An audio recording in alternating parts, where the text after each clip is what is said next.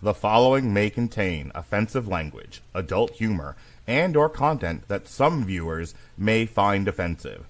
The views and opinions expressed by any one speaker does not explicitly or necessarily reflect or represent those of Mark Radulich or W2M Network.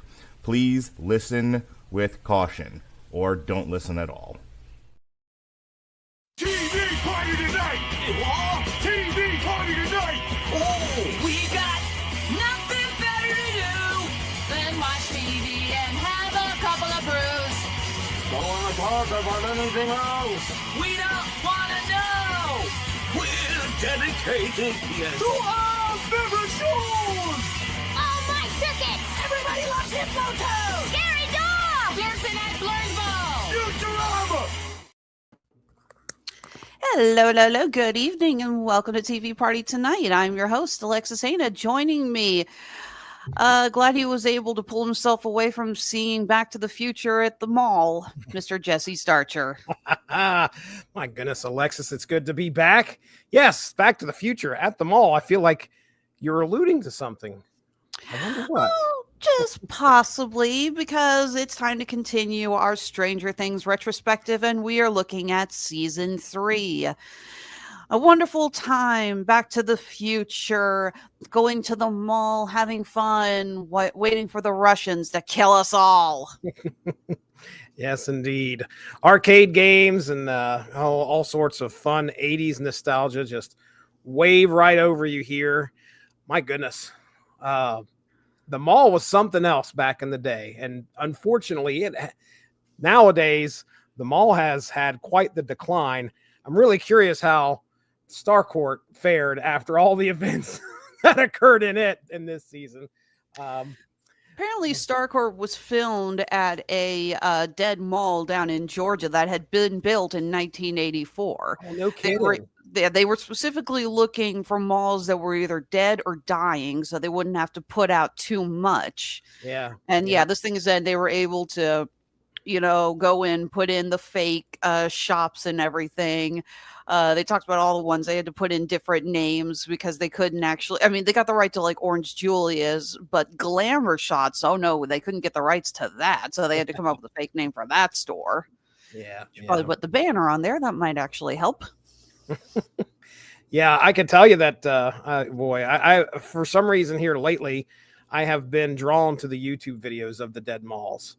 And just because I imagine it's something that reminds me of my past and how I guess I myself have fallen into quite the decline. So I miss malls. Growing up, my mother was a radio DJ for a local country station, and often they would do show live events at the mall. So it was a lot of times of okay, mom's gonna go work, you go shop. And I'd just walk around and I'd buy and I'd shop and get cookies and just sit down and enjoy myself. And it was really nice. I really miss it. Yeah, same here. Like I told you last time, I worked worked in a mall for an arcade. So yeah, the mall is definitely the centerpiece of a lot of lives. And unfortunately, like I said, it's just not like that anymore. But back in the 80s, oh my goodness, was it something else? Absolutely. 80s and 90s. That's where we all wanted to hang out, to the point that Kevin Smith made a movie about it. Indeed. And I think like the second episode is kind of called that.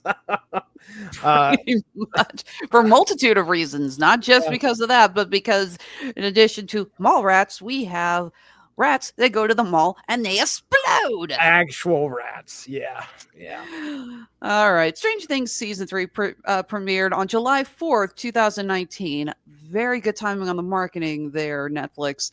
Starring as before Winona Ryder, David Harbour, Finn Wolfhard, Millie Bobby Brown, Gadden Matarazzo, Caleb McLaughlin, Noah Schnapp, Sadie Sink, Natalie Dyer, Charlie Heaton, Joe Carey. And introducing this season our new recurring character, Maya Hawke, playing Robin, daughter of Ethan Hawke. Ethan Hawke, that's right.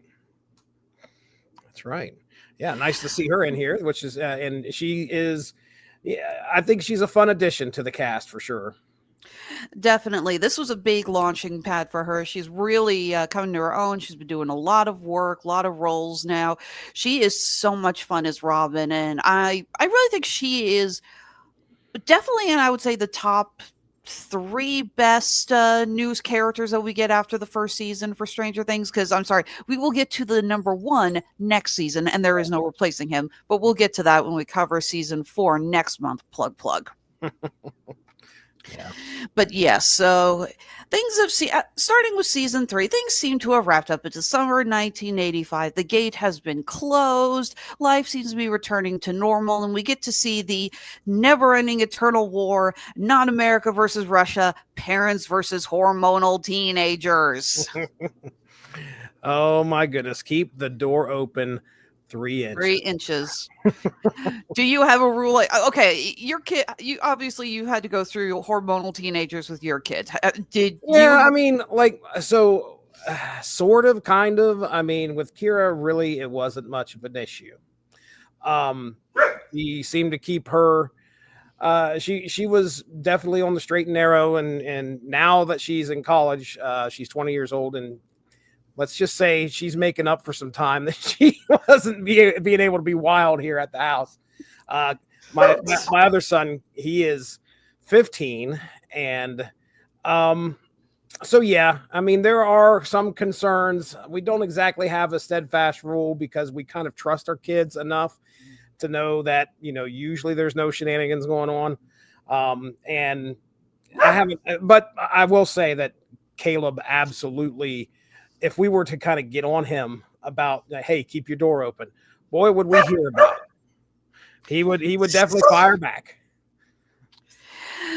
Definitely. But yeah, so we have Mike and 11 pursuing their relationship and pretty much spending the whole freaking summer making out. Oh my gosh.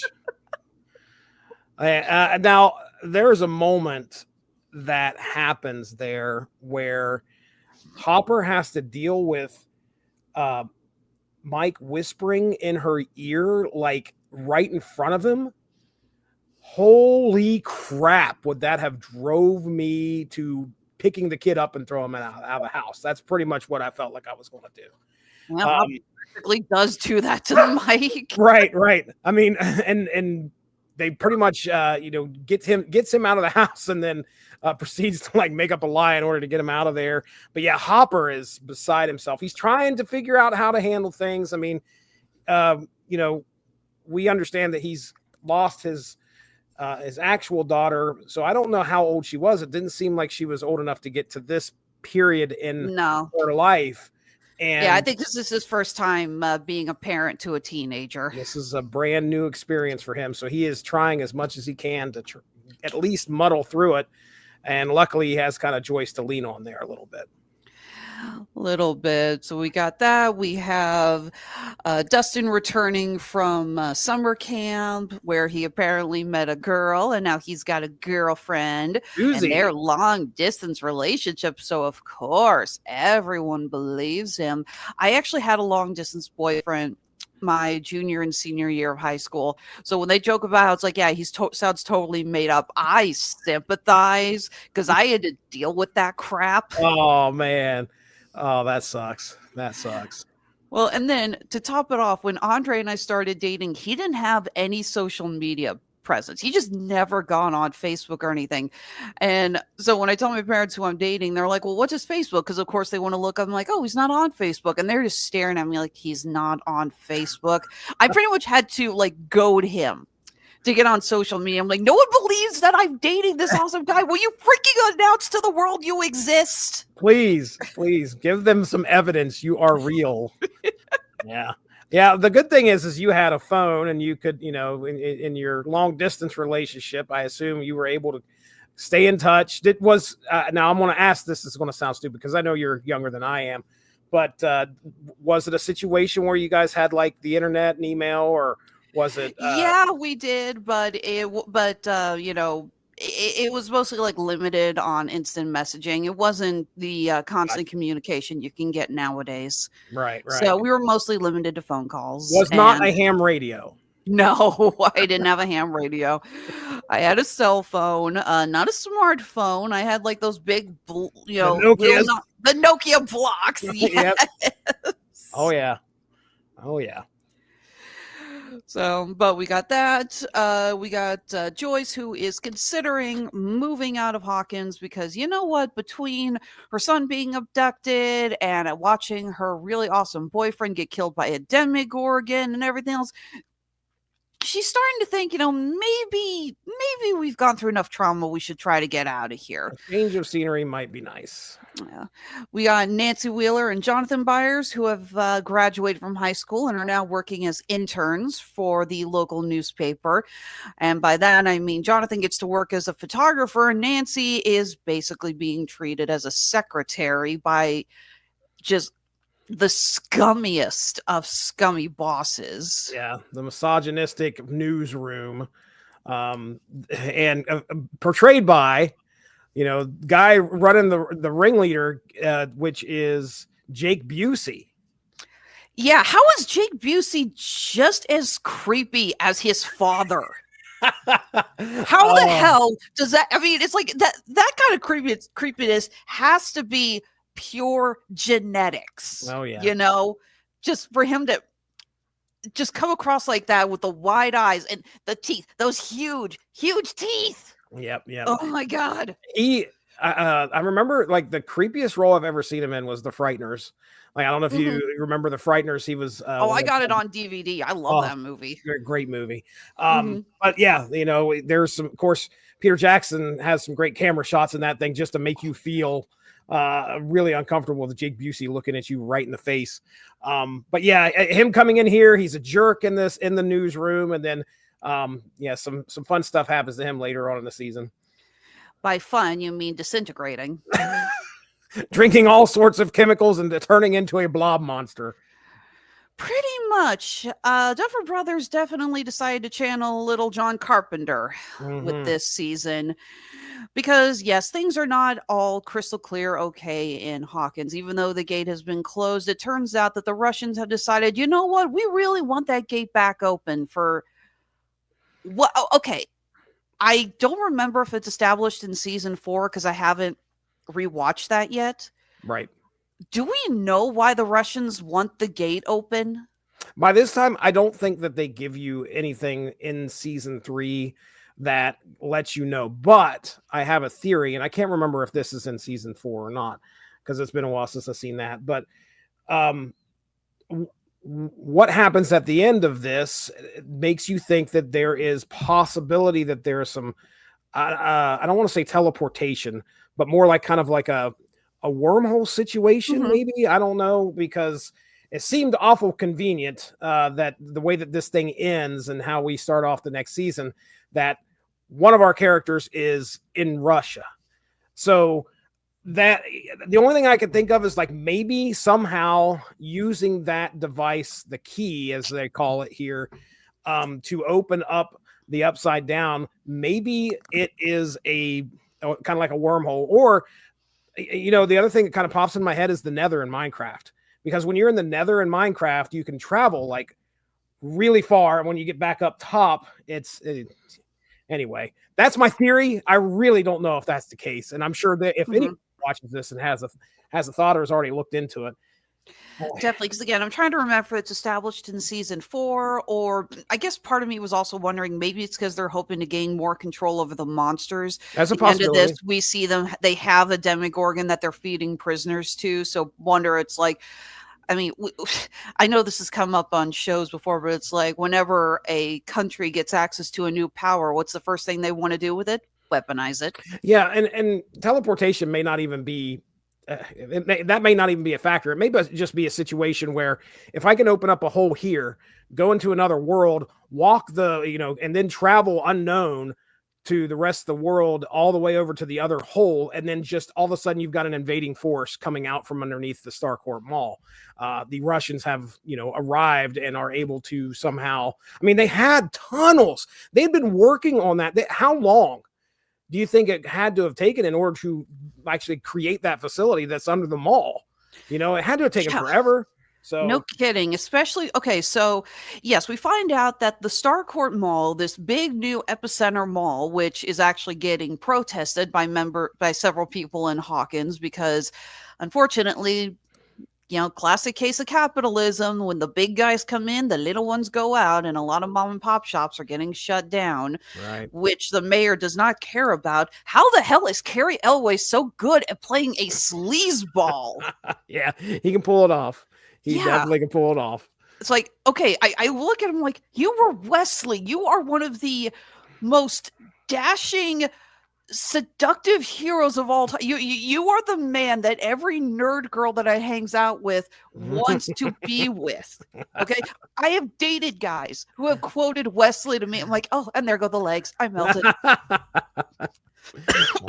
That's hilarious. And then you see him with that shit-eating grin and the cigar in his mouth. It's like, how are you so good at playing You just that? want Hopper to punch his face in. It's Yes. He does a great job.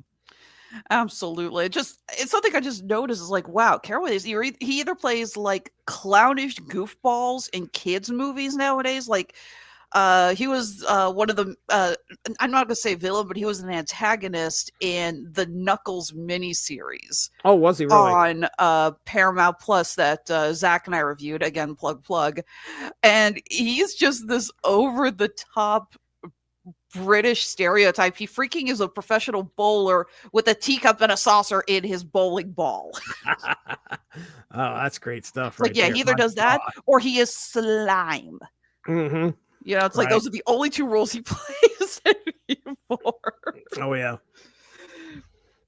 But yes, so it looks like he was looking the other way for some the other way and giving some bribes to let Starcourt Mall be built, pretty much as a front for the Russians as they start building their new gate, as Alexei, who I'm going to talk about later, is one of my favorite characters in the season, explains that they were essentially told by the government, get it open, but they realized that while they couldn't open the gate in Russia, because the gate was still healing, it was weaker in Hawkins. So it was easier to puncture that back through.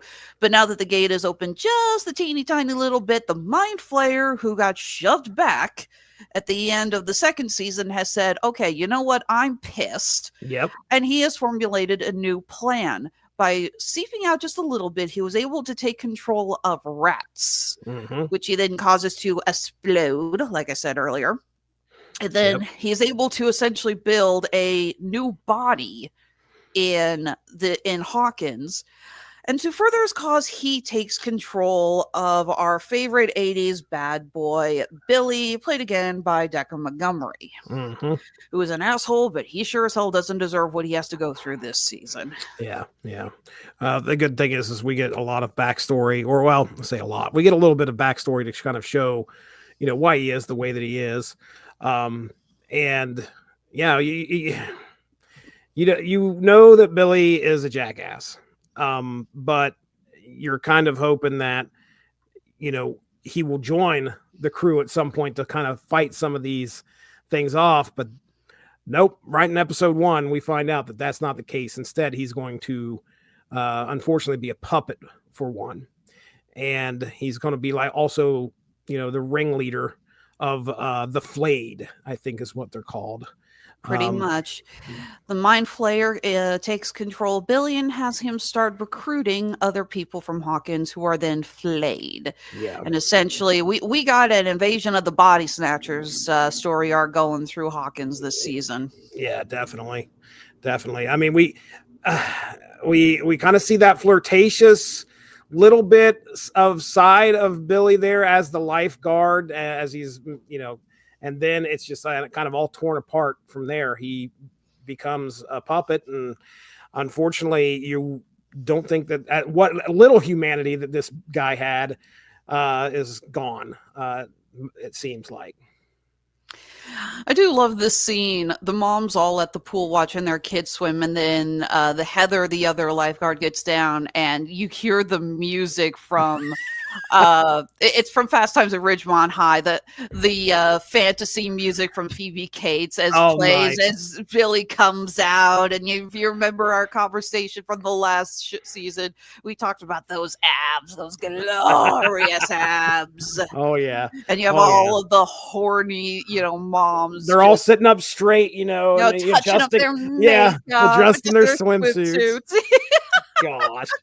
Yeah. And then, he's like making a pass at Nancy's mom. And I mean, invited her over to a hotel or something like that. And my goodness. But yeah, by the end of that episode, he has become he has become a, just like you said, body snatched pretty much. An agent. That's the word I'm looking for. An agent for the Mind Flayer. But and he's going to be a significant antagonist throughout this whole season. Absolutely. And it is this season really ups the body horror, the monster that is created from these masses. We see these poor people controlled eating chemicals, which it's not like really explicitly spelled out, but I'm guessing the idea is that these chemicals cause their bodies to disintegrate faster. Yeah, as it were. That was my understanding as well. I mean, I didn't understand how you could drink some of the stuff and just continue to live. Yeah. But, we who was it? Mrs. I can't remember the old lady's name who has Driscoll. The rat down. Mrs. Driscoll. Yeah. Mrs. Driscoll. They go downstairs and after she had caught a rat, and then they go back and revisit to go talk to her again. And she's downstairs and she's like eating soil or fertilizer. So yeah, they're at one point somebody takes something extremely poisonous and I'm just like, how are they not dead? How are they not dying? Maybe it's because it's the Flayer has a hold of them. I have no idea, but regardless, it disintegrates them from the inside. And so that at some point, if they need to, they can just resort to being a goop monster. Pretty much. But yeah, you get a scene in episode 5. Yeah, at the end of episode 5, we have Nancy's boss and coworker who are flayed and going after them. Specifically, Nancy. I don't know exactly why. Maybe because she was the one who was closer to cracking the story, or maybe again it's just them being misogynistic assholes, True. Which we know they are. Right. But yeah, you have the scene of them going after. They get taken down. You watch their bodies melt, turn into what looks like, I believe the phrase from the monkey looks like someone drop kicked a cherry pie. Yeah, it's pretty gross. Yeah, it's pretty gross. And joining together in a hall which has got the flickering lights and the ominous music, and the way that thing comes together as the lights turn back on, you see the snarling teeth that I'm guessing are made out of splintered human bones. Oh my gosh. It is got to be one of the most disgusting monsters of this series, really, because as we get into season 4, even my recollection, I don't think we get anything grosser than that. So not at all. This is a whole new direction for the show and for their monsters. Now, I am really glad we went in this direction, even though we get the tease with the Demogorgon at the end with that pseudo post-credits scene. I think if we had Demogorgons again, people would have gotten tired of it. Right, I think, we've had the Demogorgons and we had the Demodogs with the teases of the Mind Flayer, who we never actually really saw much of except in his sort of shadow smoke form. I think if they had just done Demogorgons again, people would have gotten sick of it and they would have, dropped out. Right. Upping the ante, upping the stakes with this flesh monster. I know what we're going to the flesh golem, because it's a golem for the the Mind Flayer. That's Sounds what I'm going to call. Sounds good to me. Yeah, the flesh golem really ups the stakes and helps pull in the audience, where it's like, okay, something new and something really scary. Yeah, it also kind of mirrors what's kind of going on in this series as well, because we're at season 3. Our characters are growing up, much to the chagrin of the creators. They're probably trying to write these stories as quick as they can to so that these kids don't look like they're 20. And that's the big joke always. It's how the Duffers were cursing that double Hollywood strike. It's like, darn it, we have to get this shit done before these kids get any older. They're about to rewrite everything.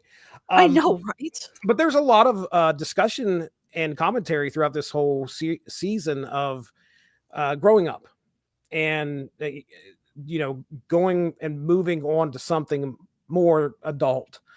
That, like I said, plays into exactly what you're talking about. The stakes are definitely upped.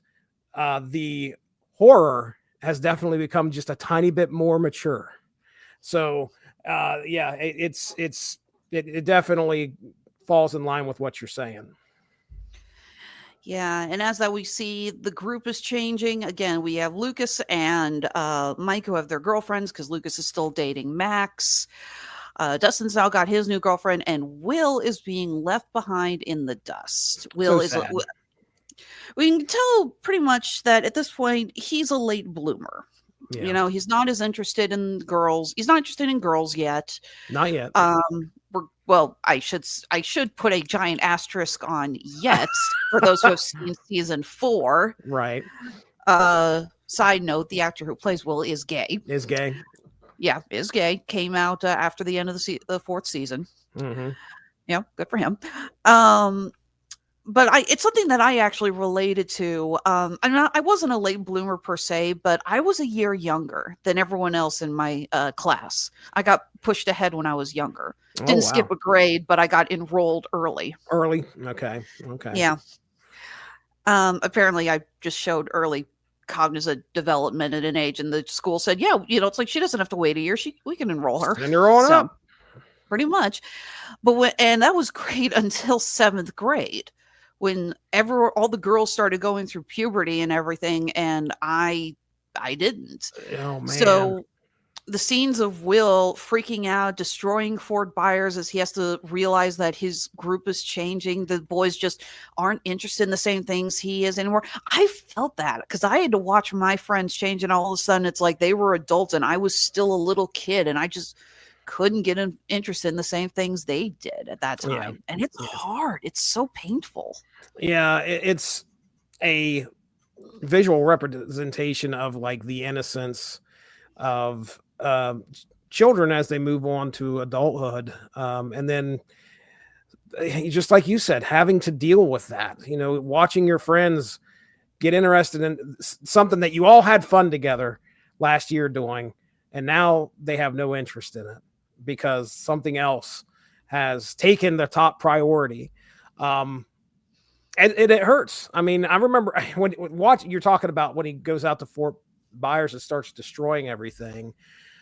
First off, please put your comic books in either Mylar protectors or whatever, especially if you're going to leave them out in a fort and they're exposed to the elements. Anyway, yeah, that hurt. That really hurt. It did. But anyway, he's railing against that. He doesn't know actually how to handle it. I mean, he's tried to explain to his friends, like, look, we're playing a game here, guys. Get your attention on hanging out, us having a good time, and stop worrying about all this other stuff. Let's have a good time doing this. And he has to deal with the fact that they aren't. And it's tough to watch him go through that. And again, this season talks a lot about growing up, and yeah, it's definitely something hard to, experience when you watch your friends just kind of drift away. And that's what it kind of feels like. They aren't interested in what you guys were interested in before. Are they my friends anymore? That kind of goes through your head. Yeah, what keeps us together as friends if it is not the same activity? Yeah, and you start to think like, okay, well then we aren't going to be friends anymore. What else? What are we going to do? I don't want our friendship to change because it's something good, but it obviously is going to something is going to change. And yeah, Will's starting to recognize that, and I don't blame him for being upset. That's for sure.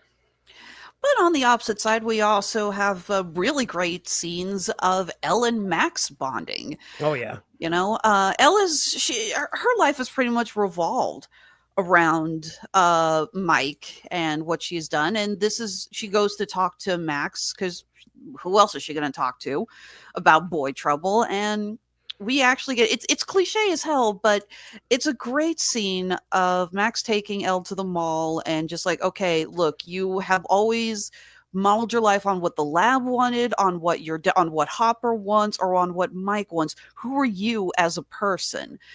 And it's so much fun watching them have fun. You get her picking out that crazy jumper that was, again, the big costume that year for Halloween for cosplayers. Everyone loved that crazy jumper. Yeah. Her and 11 and Max, we start to see them create a friendship here, which is great. And there's a lot of fun stuff that happens. The fashion montage you were talking about, the kind of using 11 to spy on the boys, which was hilarious, because she's wanting to see what they're talking about, and turns out they're talking about 11, 12-year-old boy things, 13-year-old, whatever. How old are they this season? This is 85, so we're only a year after the last season, right?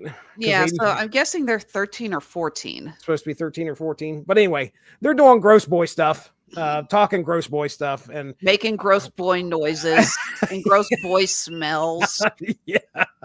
But, again, just to watch them strike up this friendship is really cool. 11 and Max, Max is starting to finally feel more like part of the group for sure. I mean, she definitely had her moments last season, but now she's, fully entrenched in what's going on here, and love seeing it. Absolutely. So like, so we got that. We got Nancy and Jonathan, who were trying to solve this, mystery of what's going on with the rats and what's happening with their neighbors, which ends up with them being fired when their mind-flayed boss decides to cut them off from getting too close to the source. Yep. By the way, Nancy's still good with a gun. You will see in this season, she is no slouch with a shotgun, if I remember correctly, which is, again, it's such a weird, like, the only thing I could think of is like they sat down and we're like, okay, we're going to roll up these characters. And Nancy ended up with like, +3 in arms or something. I don't know. She just is able to handle guns completely unexpectedly for some reason for me. Well, not to mention, she finally ends the most annoying flaw in the series. We've talked about this with the last 2 seasons, how so many things could have resolved faster if they knew to talk to the other groups for help. Nancy sees what happens to Mrs. Driscoll, and she knows immediately this is upside down stuff, and she doesn't hesitate. She calls Jonathan and says, I got to talk to Will. She knows it, and it is such a relief because, again, we had gotten another season of them pitter-pattering around each other, and it's like, oh my God, if someone had just picked up a phone and called the other and said we need help, then this could have been so much easier. Yeah. Not to mention, go ahead. I'll say this also works because the only group that we can't get in contact is Dustin, Robin, Steve, and apparently Lucas's little sister Erica. The Scoop Troop. The Scoops Troop. Yes. Yeah. Walmart actually released Scoops Ahoy ice cream to tie in with, yeah. Well, cannot let a good marketing ploy go down. You definitely got to take advantage and strike while the iron's hot. Definitely. Never tried it. Oh, I'd love to try it. There's something else that's right now that's Stranger Things. Oh my goodness. I keep seeing ads for it on Facebook. It's a soda. I think it's a soda because I've seen it advertised at Target because they have like the regular flavor and then the upside down flavor and the logo is upside down. Okay. All right then. Yeah. I actually have and I will bring it on the show next time, but I have a Stranger Things upside down edition My Little Pony figurine. Really? Still in the box. Yeah, there you go. Keep it in the box. Oh, hell yeah. Well, much like Erica, if you haven't figured out, I am a fan of My Little Pony. Oh, very nice. Very nice. Got this on a trade at a con years ago. Like fun that. fact, this is actually Honey Buzz, who is a fairly rare collectible. Okay. All right.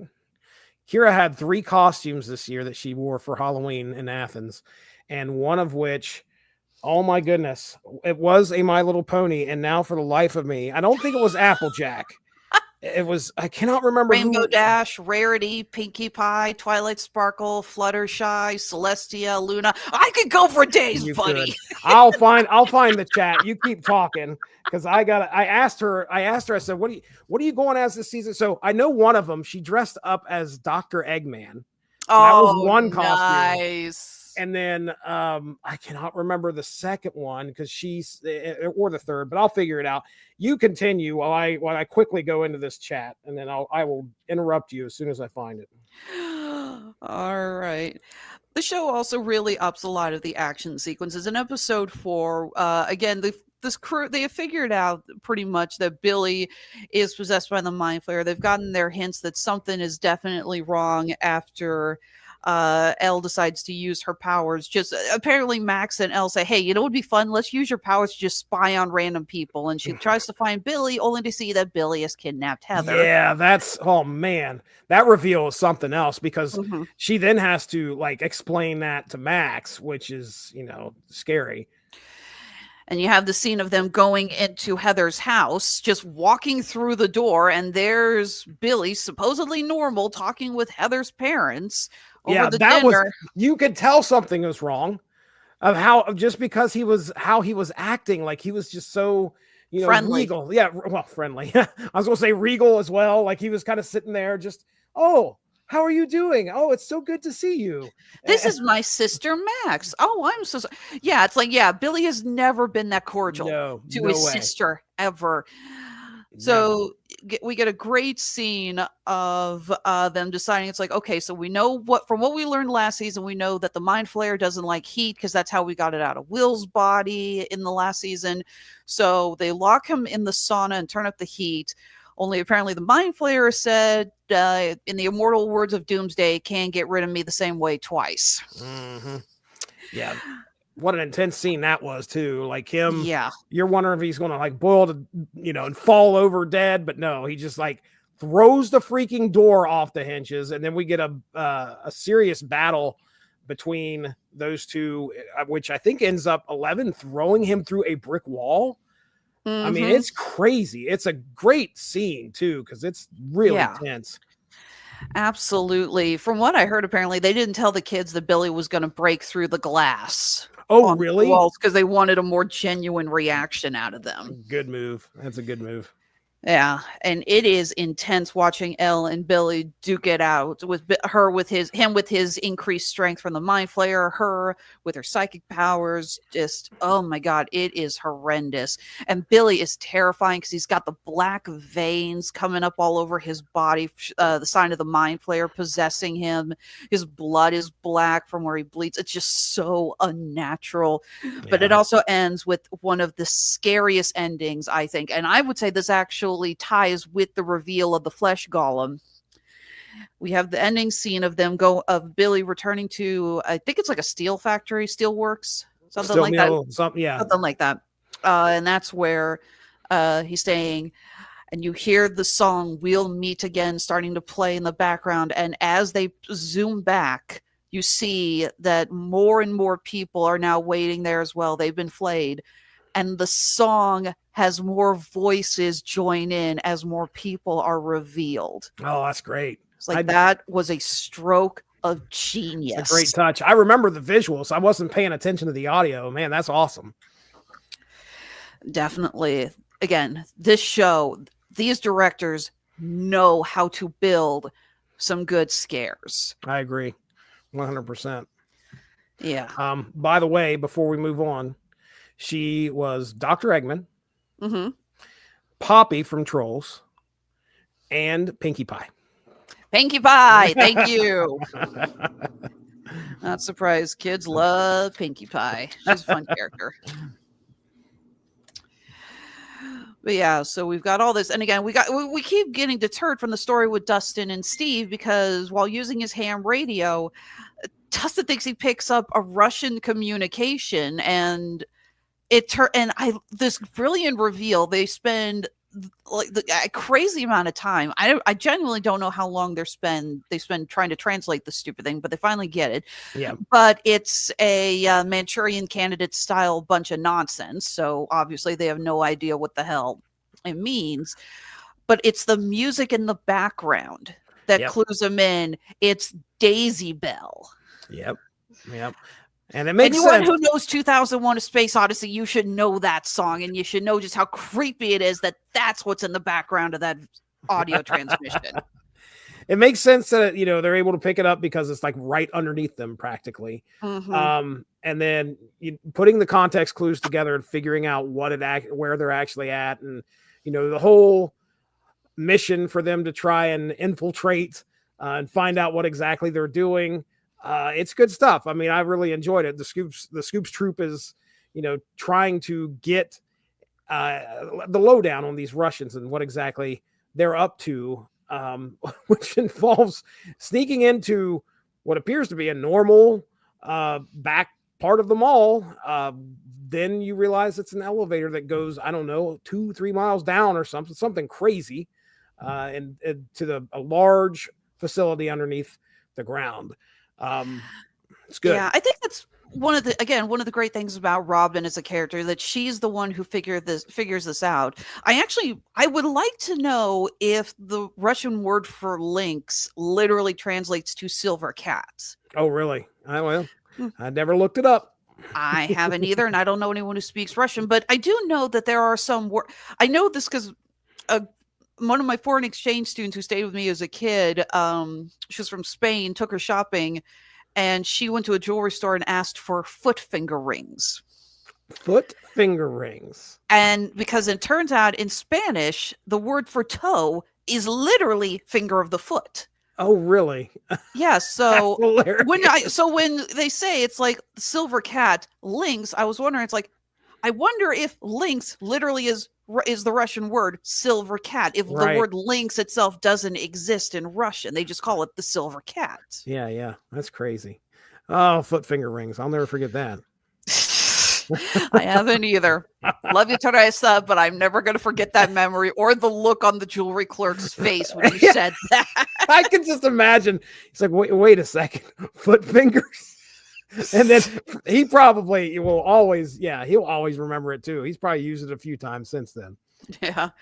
But this also brings one of my favorite things about this show, and that is it avoids probably the most annoying trope in things like horror or science fiction or other fantasy elements, and that is the asshole who doesn't believe them. Especially in 80s movies, there is always somebody's just letting their imagination, or someone's just a little chronic liar. I love that we have characters who don't go, so they're going like, okay, you're crazy, I'm out. No, Robin believes them. Last season, Bob believed them. First season, Steve believed them. It's like, no, they know something's going on and they go with them on it. Yeah. And I love that we don't go into that stupid trope. I hate it. 100% agree. Of course, we've had 2 years worth of some strange stuff happening here in Hawkins. So it's probably a little bit easier to get some people to believe some of these stranger things that are going on. But yeah, that's, I can appreciate that. Again, the Duffer Brothers do a good job of subverting expectations, because there are a lot of classic tropes that I remember first grabbed me in the original season. Why I really appreciated that the most was because it brought 80s like horror nostalgia, but it also was able to make it seem believable. And also, subverting expectations is what I always land on, because I was expecting it to do one thing when it did something else. And that's kind of exactly what you're talking about here, where they could have leaned into something stupid like that. And they didn't. They didn't, because, that's what everybody was kind of expecting. Let's go ahead and turn it on its head, and let's see if, these adults and people around them start to believe what's going on, or at least give them a chance. And cautious skepticism, we'll put it that way. Yeah. So definitely. But like I said, I do love that. So we got we got the two main plots here going on. We got the mind flare, and we have the Russians. We also got Joyce and Hopper, who are trying to deal with what's going on with the Russians because Joyce's magnets fell off her fridge. That's how it kind of all starts this journey. Shout out to Joyce heading over to, is it Mr. Clark? Yep, the science teacher. The science teacher's house, and we are treated to the opening of that scene with Weird Al's My Bologna playing, which is great. I love that. But yeah, she misses a date with Hopper because she's trying to figure out why the magnets won't stick to her, keep falling off of her fridge, which, you know, we get to see this relationship start to kind of blossom here, you know, between Joyce and Hopper. And granted, it's not, you know, something that right now they're definitely trying to be friends. I don't think they're trying to move on. Clearly, Hopper, thank goodness, has given her space and understanding, you know, she just lost Bob. And they, you know, they're becoming closer this season. And by the end of this season, it turns into tragedy almost. But yeah, it's kind of nice to see them actually kind of getting together and kind of what we're maybe seeing in the next season a little bit. Definitely. And it does still make me laugh that in a small town like Hawkins in the 1980s, when internet was not really a thing, the best you could do was go to your kid's science teacher for help. Yep. And I mean, he, I guess, would be the Google of Hawkins. He's probably one of the more well-educated, I guess, or at least smart enough to handle some of these crazy things that are happening anyway. He was willing to blow off a date to tell the kids in season 1 how to make a sensory deprivation tank. So great. One of the unsung heroes here. Yeah. Probably, I think, the only unsung hero who's never actually fully brought in. Yeah, you're right. I mean, he has no idea. This is all his periphery and has no clue what's going on here. So yeah, a lot of help, but completely oblivious. So we have them trying to figure things out, going into these properties that were quickly brought up after the violent questioning of the mayor. Oh, yeah. And learning that, yes, the Russians have been buying up various properties around Hawkins so that they can continue to try to open this. And that is where they come across Alexei, a scientist who was pretty much threatened in the very first scene of this season into getting the work done. They take him with him, and it becomes clear that he really doesn't mind working for the Americans, that this guy just wants a cherry Slurpee and to watch Woody Woodpecker cartoons. Alexei could have been so one note. You know, he didn't have to be as quirky as, he made such an impact on quite a few people that I know that watched this show. They loved Alexei. And just how kind of odd he was. But yeah, you're right. He's he doesn't mind working for the Americans. He's glad that there is a moment, I've seen the picture a few times, where he's sitting in the car with a big smile on his face and a Slurpee in his hand. the giant Slurpee. Yes. Yep. He helps them out trying to figure out, what are the Russians doing here and what's their plan. And obviously that helps Hopper and Joyce eventually figure out what their next step is in order to try and stop the Russians and, mainly stop the Upside Down from opening wide and letting in some very bad things. So, but then, Hopper's got to deal with Grigori, I think is his name, which is such a nod to the Terminator. Oh my God. Thank you. I'm not the only one who caught that. Yeah. Oh man. He absolutely felt like, the T-100, unstoppable, just, I think there's even a moment where he gets shot, if I remember correctly. Yeah, he gets shot, but he's wearing a bulletproof vest. And but Hopper shoots him, runs out of the fun house. After Grigori gets up with the other Russians there and he pulls off, he's like, yeah, fine. It's like he shot, it's like I'm fine. And he exits, and the look on Hopper's face, like, oh, come on. It's complete exasperation. And even their final battle at the key, it reminded me of Terminator. I mean, it was just them fighting around this large machine and One of them is going to get messed up, most likely. But it's great. He's a great antagonist. Love him, and he's just, like I said, Terminator notes all over him. And the fact that he's the one who kills Alexi. Mm-hmm.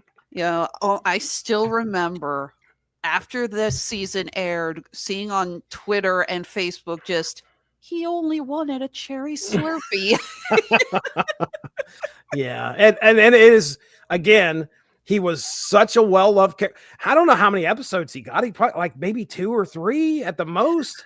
Yeah, he's in the background for a couple of episodes. Again, in the first one we see him, but that's clearly them trying to build the key in Russia, and that's when it says you have a year to make it work, and within that year they move everything to Hawkins. Right. And the actor was born in Ukraine but raised in the UK.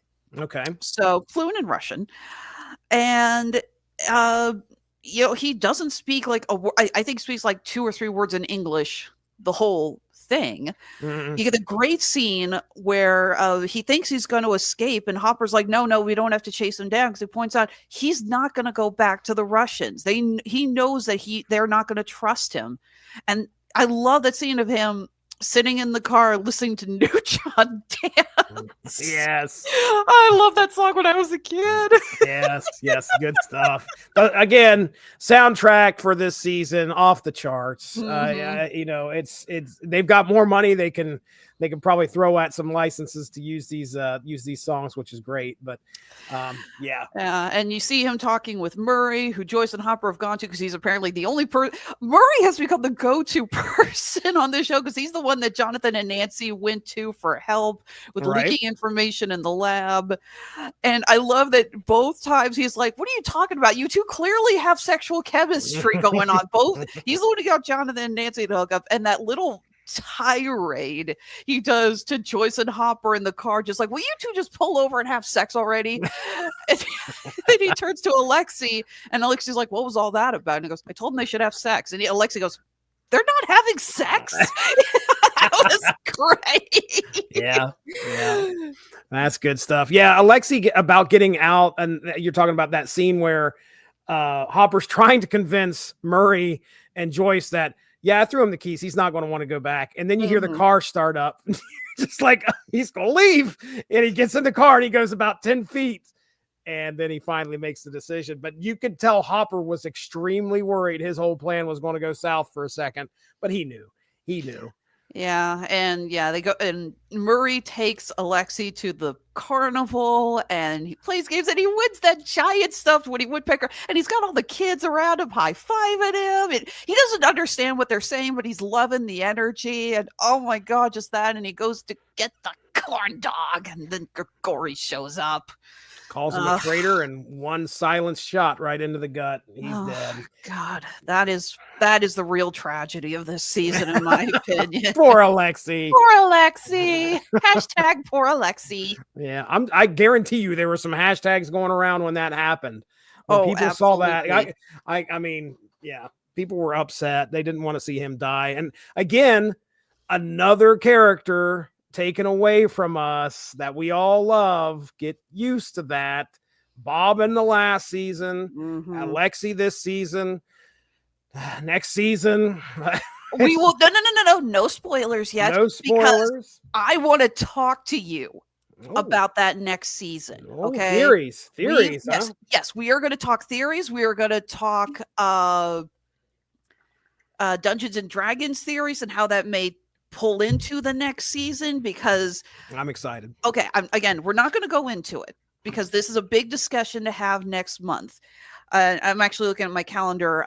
When we wrap up here, let's go ahead and stay on the thing so we can hopefully get that on the calendar, especially with an earlier Thanksgiving this year. I want to make sure we get everything on the schedule. Sure. But I will say this. If the Duffer Brothers are not taking advantage of a very well-known Dungeons and Dragons mythos with the death of this character, then I am going to be beyond shocked, because it's like the breadcrumbs. The breadcrumbs are right there. It's like when we watched WandaVision, and it turns out that bringing in Evan Peters as Quicksilver was not a nod to to his previous incarnation as the character in the Such a Fox crime. movies. It's just like you had it. Why did you buy? Or like all the theories with the third Matrix movie. Remember when the second Matrix movie came out? There was all these theories about why Neo could control things now in the real world and what was actually going on. It's like, and it's nothing. Yep. I remember being so mad about that because my friends and I spent weeks talking about theories with that shit. And it's like, again, it's like Wachowski's. You had it. You had this golden opportunity to tell an amazing story, and you fumbled at the 10-yard line. Duffers, please don't do that. You hate to see it. One thing you can say about the Duffers, though, I mean, I think that again, you just don't know if what they're going to do is on purpose in order to subvert things and make it better. So if they don't, then maybe they've got a plan to try and make it better. So I don't know. We'll discuss it next month. I cannot wait because that's going to be a fun one. I know you said season 4 is your favorite season. Yes, so. Absolutely. All right. Side note, let's enjoy a new Coke, as Lucas is the only person who apparently only dude that actually enjoyed new Coke, like the one guy that kept him in business. Did you ever drink new Coke? No, not well. Let's try this. I don't know if I have because it came out, I think, I mean, we're in the mid 80s here, and I really don't remember being that aware of what in the world I was drinking around that time. Fair enough. And how long did it last? Like, I want to say it was like maybe a couple years before they shelved it again. Maybe I might be wrong, but I've heard the story about new Coke, what they tried to do, new formula and all that. And then I still love the theories that they did that on purpose. And I love that they encapsulated that in that one Futurama episode with Slurm. Yes. So when it comes out, we'll market it as new Slurm. And then when everyone hates it, we'll bring back Slurm Classic and make billions. Brilliant. Brilliant. Yeah. Side note, sorry I jumped on my soapbox there about fumbling at the ending there. I didn't realize I was going to go off on one hell of a tangent. Oh, and there are so many cases of exactly what you're talking about, but those are some good ones right there. So let's go ahead and get to it. How much did you love that scene of Steve and Robin high as a kite from the truth formula trying to dissect your all-time favorite movie? Yes, indeed. Look, I cannot tell you how much I love Back to the Future. I appreciate the nod that because everything they're trying to make things accurate here because in I think it was July 3rd of 1985 is when Back to the Future released. And seeing him, they walk past Back to the Future poster, and then we end up in the movie. It's great. I just love the fact that they were trying to keep things as accurate as possible and used it there. And anytime that the Back to the Future gets discussed, I'm perfectly fine with hearing that happen in a series. So it was great. It was great to see that. I'll just put it that way. Yeah, watching them discuss this again, they've got bloodshot red eyes. Oh, they are high as a kite, and cannot stop laughing. It's that whole just when they put the serum in them and they just cannot stop is so good. It ends up. I mean, what I really took out of that is as they finally escaped and ended up in the bathroom. That was a great conversation the both of them had, where we find out that Robin is gay. I believe she's a lesbian. That is such a good reveal. Boot. She doesn't just say dude, I like girls. She talks about how jealous she was that the girl she liked only had eyes for Steve. Yeah. I was like, oh my God, that is some brilliant writing. Yeah, it was a great reveal. I remember when I was making my notes, I was like, oh yeah, that's right. I forgot she had a thing for Steve. And then as the reveal happens, I was like, obviously I completely forgot about everything because she does not have a thing for Steve. It sounds like that at the beginning, but then that big reveal happens. So, but yeah, and again, you want to see, she's such a good kind of like addition to this cast that if there was a lot of sexual tension between these two, it might have got a little old. But so there's not, they're friends, which is great. They come out of this as even better friends. And I love that Steve, again, the guy that I thought was going to be the typical jerkwad, subverting expectations, people from season 1 has now become this heroic, season 2, he was the babysitter. Season 3, he's kind of still the babysitter, but he is somebody that can get over himself. He's clearly going into becoming an adult now. He's I think when we first see him, he's getting a little, I don't know, he's getting poked fun at because he's working at Scoops Ahoy and he's not gone off to college and done Robin's got the the board where she's tallying how many times he's screwed up trying to hit on girls. That's right. So he's still trying to kind of make his way. A character that I didn't think I would love in the beginning of this whole series, and now he's like one of my favorites going into this because you just you're rooting for the guy. And but anyway, yeah, their friendship is great. I like seeing them actually have the great conversation in the bathroom stall, coming down off their crazy high. And I love that just after she reveals she's gay, it doesn't turn into, oh my God, nope. You're gay guy. No, they start laughing about the girl she had a crush on. Yeah, she was an idiot. Which makes him that much more likable. He's immediately accepting of what this is not something that was typical in the 80s where that was accepted immediately like this. So again, puts Steve up there on another level, in my opinion. But yeah, he's immediately like okay with it. So yeah, he hears that the kids are in trouble back at the mall. He doesn't hesitate, even though he's supposed to stay with Dustin and Erica. He jumps back in the car and he takes out Billy, freaking T-boning him in the side to save their lives. He does not hesitate to do the right thing. Yeah, that was one of my notes. Yeah, that was one of my notes, is that he is not afraid of jumping into the middle of crap, man, because when we saw him grab the bat at Nancy's house, that one, and from there on out, he was the one that went out and faced off with one of the Demodogs, if I remember correctly, in season 2, in order to save the kids. So yep, all good things for Steve right now. But then we get to episode 8, and easily the biggest takeaway of this entire season, the theme song to Never Ending Story. The Never Ending Story duet. Everyone was singing this song for weeks after this show aired. Wow. So, and I am not singing on the grounds that we only have a few viewers and I don't want to scare them off. Again, the Duffer Brothers kind of like gearing up for season 4 by resurrecting a really, I wouldn't call this obscure, because the Never Ending Story song was really popular back in the 80s. I remember going to watch the film at a drive-through.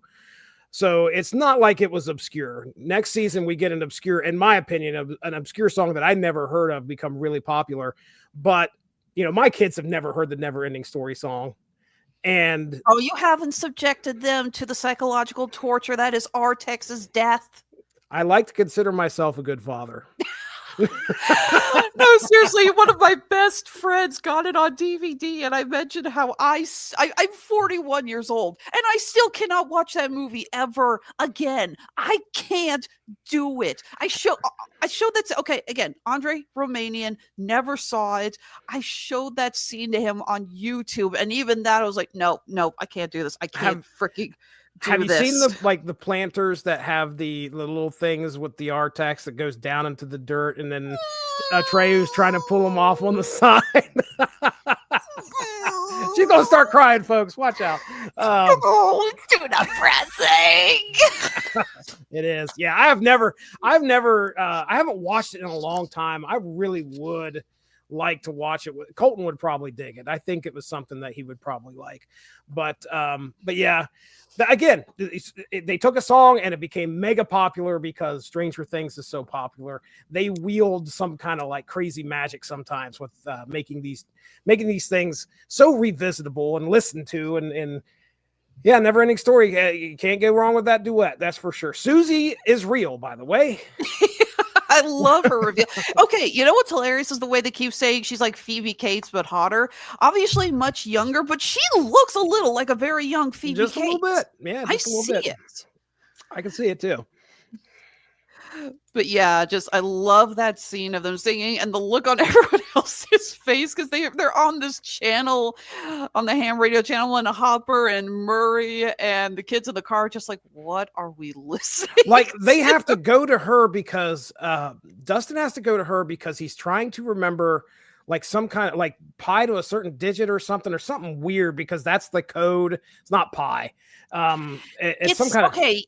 Yeah, Alexis said that the code to get in is it's some kind of calculation. Yeah, it's some kind of well-known calculation. But again, this is not the day of grab your phone. Hey Siri, what is the blankety blank? You grab your ham radio and you talk to Susie on the other end to get your answer. What was it, a math camp? Is that what it was? I can't remember the camp that he went to, but it was Camp Nowhere with the KNOW where and he shows them all of the stuff he built. So I have no idea what kind of camp. It wasn't a computer camp. I don't know what it was. Yeah. Down here we had church camp, and then I think that was about it. I did church camp too.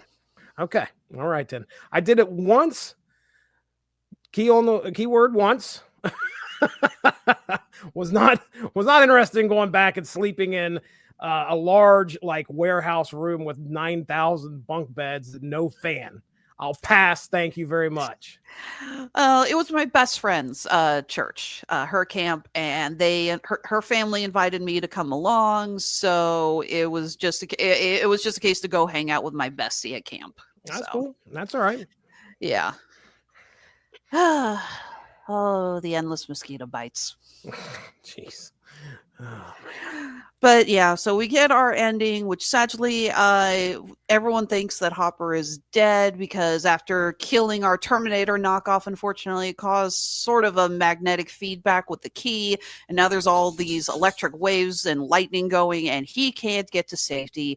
But they know they have no choice. They've got to turn the keys and close the gate and destroy this key. It's the only way, because if they don't, then the Russians are just going to come back and turn it on, and we're going to just lather, rinse, and repeat. Right. So Joyce has no choice, and that is the straw that breaks the camel's back as far as trauma. She is leaving Hawkins. She's taking her boys, and she's taking Elle, who, well, doesn't have anyone else. So who else is she going to move in with? We got to give a nod to Billy and his heroic sacrifice as well at Starcourt. Yep. Elle reaches him and breaks him out of his trance. So. Yep. And he kind of stands up and saves the group, is able to redeem himself in some way. And can I just real quick, I want to talk about that moment because there are a few moments in this series that really were tearjerkers for either me or parts of my family. Mm-hmm. And Billy's death really there are a couple deaths that I can attribute by watching a TV show that my son Caleb had a visceral reaction to and started crying. Mm-hmm. When you start to see your kids watch something and they start to cry or they have some kind of reaction to it, as a father, they're your kids, but then you start to realize kind of like the people they are too, like the feelings that they have and what kind of touches them inside. And, they've grown attached to something and you watch it get kind of ripped away from them. And it's rough to watch. So Glenn's death and The Walking Dead was number one. Caleb should have probably left the room. So it's good that he did, but he knew that it was coming. And when Glenn died, he walked into the other room and he was having a breakdown. When Billy died, same thing. He was having a breakdown. It was rough to kind of watch him deal with somebody that, I don't understand why he identified with Billy and kind of liked him. But, he saw this redeeming factor. He saw the action that he took in order to redeem himself, and saw him die. And he just, it really affected him. And I could definitely say that was like one of the sadder moments. Now, watching it again, I don't recall having that much of a reaction to it, probably because, I watched it before, but just get ready, folks, because if you didn't cry at Bob, if you didn't cry at Billy, you're going to cry in season 4 too. Just be ready. So, but anyway, I just wanted to make sure I threw that out there, because Billy's sacrifice gives him a little bit of redemption, and it also helps our crew win the day. I got a little teary-eyed at the end when Elle finds the letter. Oh, that geez, the Hopper's letter. Oh man, the letter. That one really tugged at my heartstrings. That one got me a little misty-eyed. That was a rough one. Listen, I remember. So that bothered me now. I don't know if it bothered me back then when I was watching it originally, but here we are. So how many years? This released what year again? 19. 2019. So this 6 years. This is before my daughter is going to go off to college and, become an adult and a woman. She ain't even gotten to the workforce yet. Now in 2025, Hopper's words hit. Like when he's sitting there talking about how much he realizes things are changing. And as much as he wants he wants her to be that little girl forever. And we all know that all parents do. All parents want their kids to stay little and innocent forever. It's an impossibility. So you have to deal with the change that comes with it. And again, that, supports what I was saying earlier about how much this season is about growing and changing. He's watching his daughter become somebody that, it's not his little girl anymore, unfortunately. And it hurts.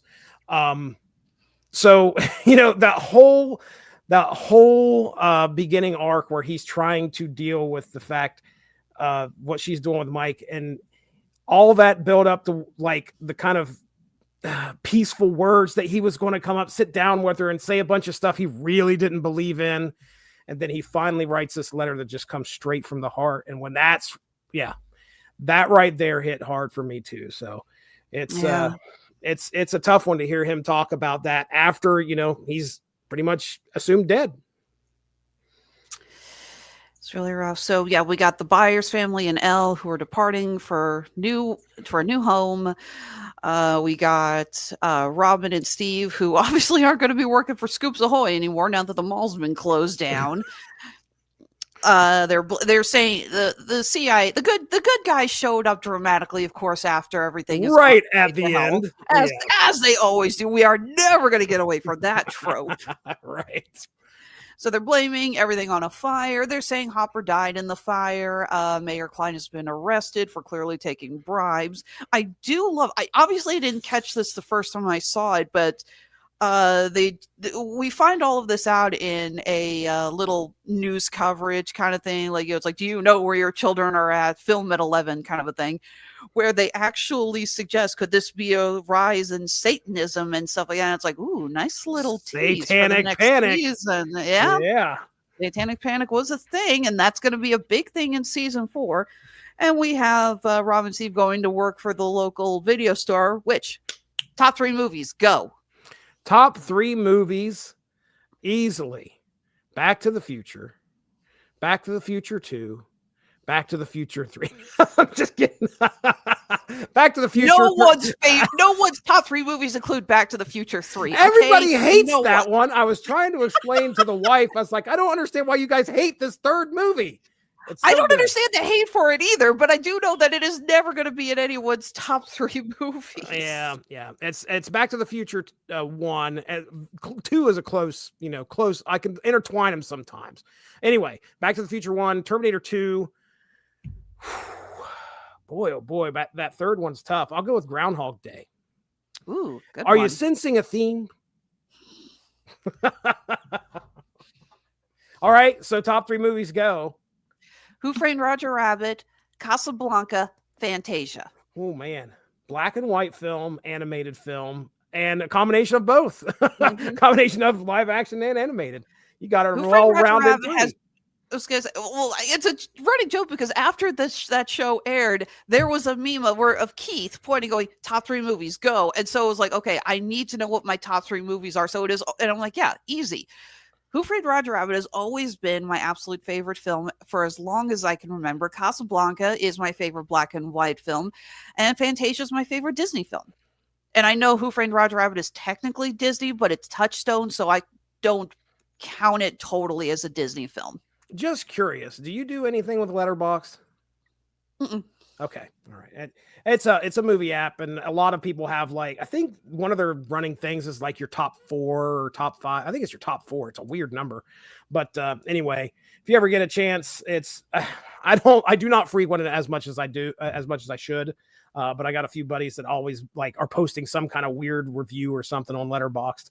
And Kira did a Letterboxd, and I think that her top 4 include 3 Trolls movies. So yeah, she's a fool for those trolls, I'll tell you. Anyway. We all like our own things. Hey, I just know that my dad and I will always be on the side of the family because there's a never-ending war with my family on which was the better film, Casablanca or Citizen Kane. Because my mother and her sister and a lot of them say Citizen Kane. Dad and I say nope, Casablanca, and that's the hill we're dying on. 2 movies I've never seen. Really? Listen, if you could get me into something before 1977. Is that Star Wars? That's Star Wars. Mm-hmm. So if you can somehow get me into something before that, it takes a lot. So yeah, a black and white film, unfortunately. Yeah, I understand the praises. I just don't. It's a different era. See, I love classic black and white films. I was raised up on Marx Brothers and Abbott and Costello films. Oh, well, okay. I can definitely say I remember catching plenty of reruns of the Three Stooges. Oh, sure. Not watching any Marx. That was probably about the only black and white thing I really enjoyed. That and the Little Rascals, maybe, when I was a kid. I don't know if you remember the Little Rascals or not. Okay, I need to go message your wife to say to tie you up in the basement and make you watch Duck Soup. Duck Soup. It's a Marx Brothers film. It's, the classic mirror gag where somebody is pretending that it's a mirror, and that is literally where that gag came from. Okay. Mark Groucho and the Mirror, they were the first ones. If they weren't the first ones to do it, I don't know, but that's where it's attributed to. So, all right, duly noted. But yeah, it is my favorite Marx Brothers movie. It is classic. Good stuff. But yeah, so all that building up to season 4, where we're going to have the Satanic Panic. We're going to learn more about what happened to Hopper when the key collapsed.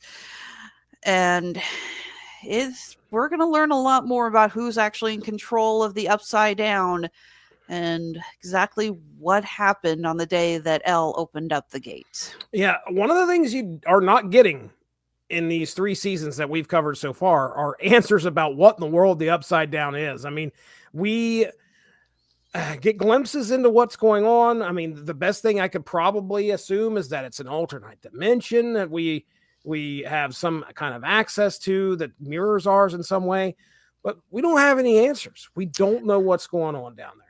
Now, the Duffers have promised us that by the end of season 5, those questions will be answered.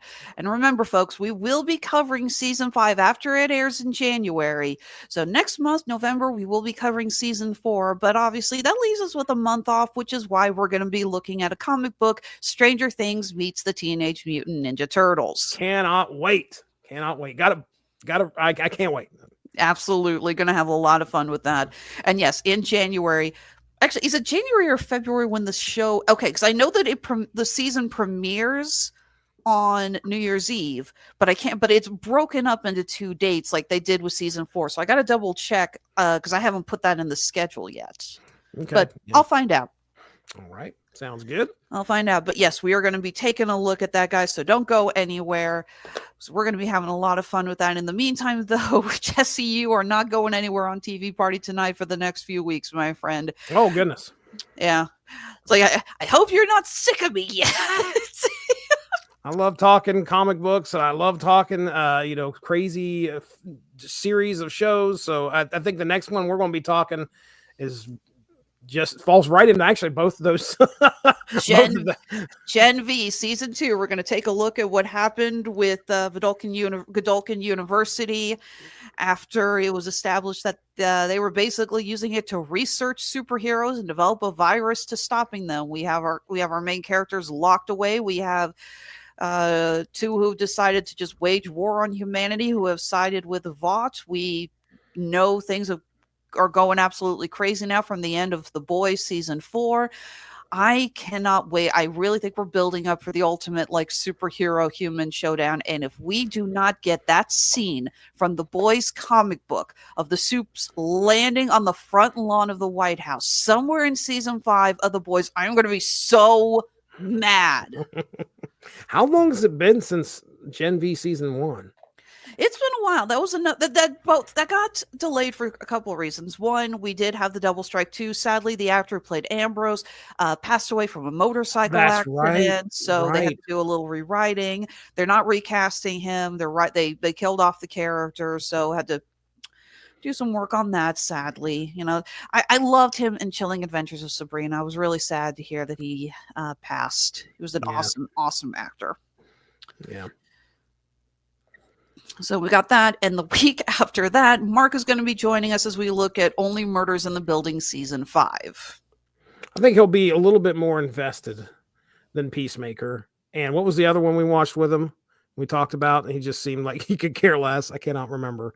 What was before Peacemaker? Alien Earth. Alien Earth? Yeah, he was not. None of us were interested in that. You and him both were on the same page on that one. You guys did not like it. I just think that there are certain rules with the xenomorph. Making them more sympathetic and putting them in the sunlight is not one of them. All right. But to each their own. I still no news on whether or not that's been picked up for a second season or not. Here's hoping. Well, you're hoping. I got enough stuff to watch here. I was going to say, I'm currently talking with Mark about getting a few more shows on for the next season. I'm actually talking with, we have one of our new collaborators, Kat, who was apparently interested in doing Welcome to Derry, which we will not be looking at till probably at least January. The show ends in December. But considering how full that holiday is, and that I'm trying not to book too much around Christmas, because I know we all got family things, and I don't want to be like, okay, now in the middle of your holiday celebrating, get your ass over here and talk about a horror show. I talked to Ronnie about comics when he went to go visit his parents one time. I felt so bad, but hey, I had content I had to make. Gosh darn it. Well, let me persuade. It ends in December, but I am willing to push it to January so we all have time to relax and enjoy the holidays. Sounds good. So got that. I will also be coming back for Dame Hollywood next month to discuss The Running Man. This has been a really interesting year for Stephen King adaptation. Yeah, no kidding. I got to watch The Long Walk there a few days ago. And ooh, what'd you think? Enjoyed it. I thought it was good. I mean, it was, when I sit down and watch a movie with the wife, sometimes I worry about the ending of the films, because I think I sat down and watched The Monkey with her, and boy, did she hate that. So I was like, well, this. Oh my God, Robert and I love The Monkey. We love that, and we love that ending so much with all. Oh my God, the woman with the flaming baby. Oh, I was like, what just happened? What is going on here? That little town in Maine got basically sank into oblivion, along with Derry and Jerusalem's Lot, as far as towns that Stephen King has just completely destroyed. Right. But yeah, The Long Walk, she was interested. I was invested. That's the word I'm looking for. Mm-hmm. Invested throughout the whole film. So was I. And so, yeah, by the end of it, It was a great, gripping film, in my opinion. It is on my top 10 for the year. Oh, wow. Okay. All right. Absolutely. I really enjoyed it. And speaking of top 10, also saw Frankenstein over the weekend. Did you? What did you think? Did it live up to what your expectations were? Yes. Okay. All right. It is so rare that I go see a movie that has lived up to those expectations. I think the last time I had a movie do that was like pre-Endgame. Wow. Yeah. You guys are going to be talking about it, right? Like, yes, we had to push it into December though. okay. Frankenstein has a limited screening going on right now, but it is not very widespread. I got lucky; we have an indie theater here in town that showed it, but I don't know if it's showing anywhere near Mark or Robert. This is an independent. This is not an independent film, though, right? It is a Netflix film, and there we go. Okay. Yeah, Netflix has decided to start doing limited theatrical releases with some of their bigger films, because when the trailer dropped for Frankenstein, the internet essentially all rose up and shouted, why the hell aren't we going to see this on the big screen? This looks like it was made for the big screen. Yeah, no kidding. So Netflix said, okay, fine, let's do a limited screening. And it has done really well. So apparently now that they're going to try to do that a little bit more often, which I love, because Netflix has shown that they are willing to throw money into some really great films, some really fun projects. I mean, take a look at what they did with K-pop Demon Hunters. That was a Netflix release, and they released it into theaters, and it was the #1 movie for that weekend. And I saw that. That was crazy. I was like, wait, this is on Netflix, and then they turn around and released it in theaters, and it was doing well, which is not exactly what you expect. That's pretty cool. And it's getting another re-release as a sing-along this coming weekend. I did hear about that. That's great. That's great. The theater managers are about ready to go commit suicide from having to hear Golden sung at the top of everyone's lungs for like 3 days straight. It's like all the employees walk outside, and they may not smoke, but they got cigarettes in their hand. Okay, that was really funny. Look, K-pop Demon Hunters is on my top 10 list too. I absolutely love that movie. I've watched it a couple of times. But there are a handful of employees who are going to be at the theaters this coming weekend, just like if I have to hear Golden one. Here they go again. Here they go. We're gonna begin. Yeah. Get used to it. I'm like 90% certain that when the Oscars come, Best Original Song is going to come down between either that or I Lied to You from Sinners. Oh boy. Oh boy. Another great movie. I highly recommend seeing that if you haven't almost watched it there a few days ago. We landed on something else though, but it's on the agenda. Yeah, I put it on when I was doing computer work the other night. Oh my God, still such a good movie. I don't get why Robert said he doesn't like it because he says it's just another version of From Dusk Till Dawn, but I just can't get over how gorgeous I think the movie is and how much I love it. But yes, so we will be back in a few weeks to talk season 4 Stranger Things. We're going to have so much fun because again, this is going to be the first time we're going to be talking about it where we don't know where the season is going. We've only had one trailer for season 5 and an episode list release, which also worries me because what was hang on a second. What was the name of that episode that got me freaking out here? Hang on a second. Wikipedia, work faster. Dude,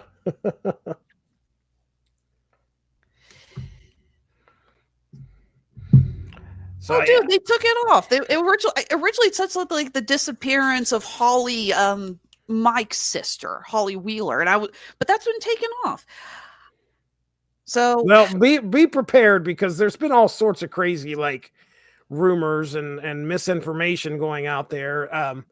The one that I think it's been dispelled now. I'm pretty sure they had like a large list of like release dates of the episodes, and each episode was like an hour and a half to 2 hours long. Mm-hmm. And my understanding is that is not the case, but so, might have been something in there that somebody was like, this is not exactly verified just yet. Who knows? Yeah, I need to double check my sources on here. Again, this is Wikipedia. It is entirely possible that this has not been updated, or it was updated by someone else who doesn't know what they're doing. Holly was his little sister, right? Yes. Oh boy. Oh boy. So, but again, that's not listed here, so I don't know if that's still the thing or not. I'm going to go take a look here afterwards. But yes, we'll be taking a look at that pretty soon. We're going to have so much fun. We're going to have our soapboxes out as we talk about all the theories surrounding this and what we think is going to happen in season 5.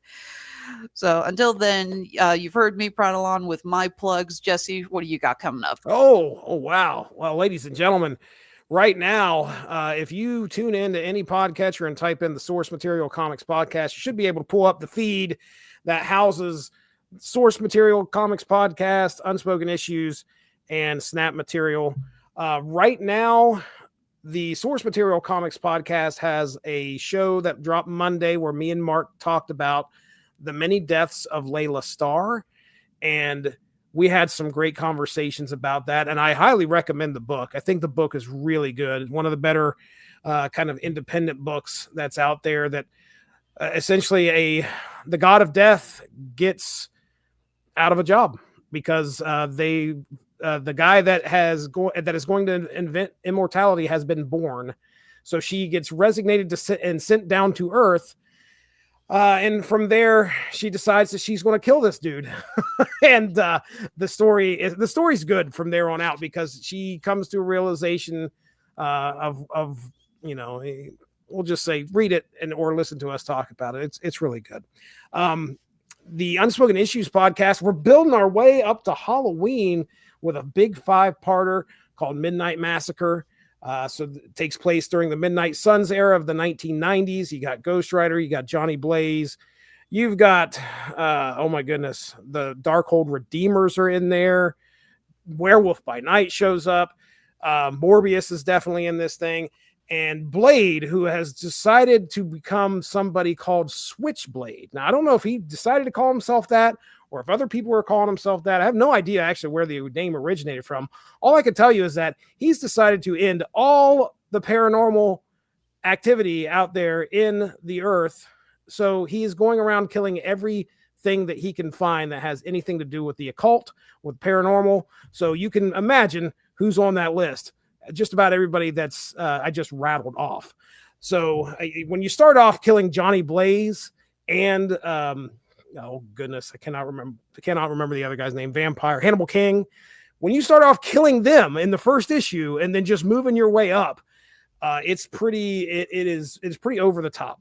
Will it get undone? Well, okay, those of us who saw Blade Trinity were happy to see Hannibal King get killed. I love Ryan Reynolds as much as the next human on Earth, but Mike, you remember a time when he was a comic book movie's Death Wish? Oh yeah. Oh, Green Lantern, say no more. Green Lantern, Blade Trinity, R.I.P.D. Watched that a while back. I for the second time, so I must have liked it the first time. I just remember trying to watch it. I'm like, okay, who the hell slashed the CGI budget this low? I mean, it could have been such a good movie. I love the concept, and I love the idea of Jeff Bridges and Ryan Reynolds working together. That is casting made in heaven. But the effects, it's just, I can't look at this garbage. It's like trying to watch a high-def version of The Mist in color. You're just not going to get into it. Oh boy. That's a film I need to revisit again, The Mist. Probably in my top 10. Not my top 3, but in my top 10. Snap Material is myself and Evan Bevins getting together once a month and talking about Marvel Snap. If you play Marvel Snap on your mobile device, you can hear us talk about it and get a lot of things wrong, but have a good time doing it. So there it is. That's what I've got going on right now. All right, and as far as the plugs that pay the bills, the Honeysuckle Hustle, Yep, Honeysuckle Rose Creations, where fashion meets fandom at the intersection of geek and chic. Trying to get everything ready to go because even though it is just, 3 more days till Halloween, Silver Shamrock, I told myself if I didn't work that in tonight somehow, I was going to be so mad at myself. We still need to get things ready to go because it won't be long before it's Thanksgiving and it's Black Friday and it's our cyber sale, biggest sale of the year. So we're trying to get our stores fully stocked with plenty of stuff for you guys. In the meantime, though, we are going to be heading not this weekend, but the weekend after that, I believe, if I'm looking at my calendar correctly. Yes, I am. To Minneapolis for Twin Cities Comic-Con. Still determined to bring my copy of Zatanna and get Paul Dini's autograph. Hell or high water, I want to shake that man's hand. He is one of my favorite writers, and I am just so excited the possibility of seeing him. So Great. please, yo, God, Buddha, Satan, I don't care who's answering my wishes. And 2 weeks after that, we'll be doing our final show of the year here in Kansas City. That's Planet Anime. Going to have a lot of fun with that. Of course, you can always find us on Facebook, Instagram, TikTok, Blue Sky, screw you, Twitter. And our stores, again, for the most part, again, trying to get some more items on there, but for the most part, they are fully stocked on Etsy and handmade at Amazon. Hey, thanks for tuning in with us tonight, guys. So for myself, for Mr. Jesse Starcher, have a wonderful night. And remember, keep your door open at least 3 inches.